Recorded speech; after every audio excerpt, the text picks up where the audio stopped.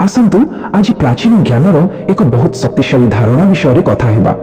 एही विषय रे एक सीधा प्रश्न पचरा जाए, मात्र 5 मिनिट खुशी पाई 50 वर्षर जीवन कहीं बर्बाद करबा। एमिति जीवन को एक कटागुड़ी सह तुलना करा जायछि, जहार कोनोसी दिग न थाए कि शक्ति न थाए।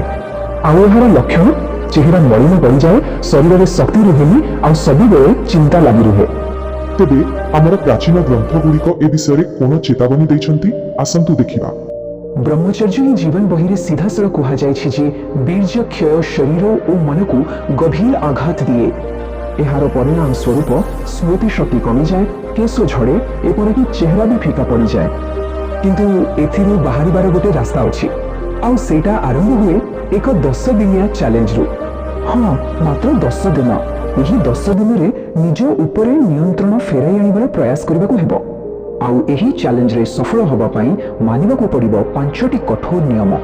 पोर्नोग्राफी रो दूरे रहिबा, खराब संग छाड़िबा, आउ मन को सब बेले काम रे व्यस्त रखिबा, ए सब बहुत जरूरी।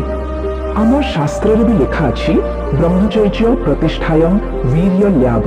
एहार अर्थ दिव्यता और मुक्ति। केवल प्राचीन काल रे नुहे, आजिर सेलिब्रिटी माने भी एकाग्रता पाई एहाको मानती। अच्छा, तेबे जदि केही एही रास्ता रे आगो को बढ़े, ताहेले परिवर्तन केमती हुए? मात्र 30 दिन रे देखंतु केते बड़ फरक। मलिन चेहरा रो प्राकृतिक चमक और कम आत्मविश्वास रो अटल आत्मविश्वास। एहाको एक प्रकार सुपर पावर कहिले भूल हेबनी। उज्जवल चेहरा, आत्म अनुशासन और अपार एकाग्रता।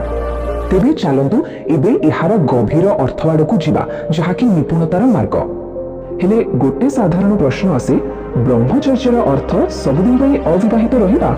ना, एहार प्रकृत अर्थ हेउछि निज जीवन शक्तिर सुरक्षा करिबा और मन को खराब चिंतारू दूर रे रखिबा। ठीक जेमिति दही मंथिले लहुणी बाहरी, सेमिति जीवनर संघर्ष ही प्रकृत शक्ति आनि दिए। तेबे शेषरे प्रश्न हेउछि, जीवनर संघर्षर सुना भଳି चमकिबा पई कोन आवश्यक, धैर्य ना प्रयास?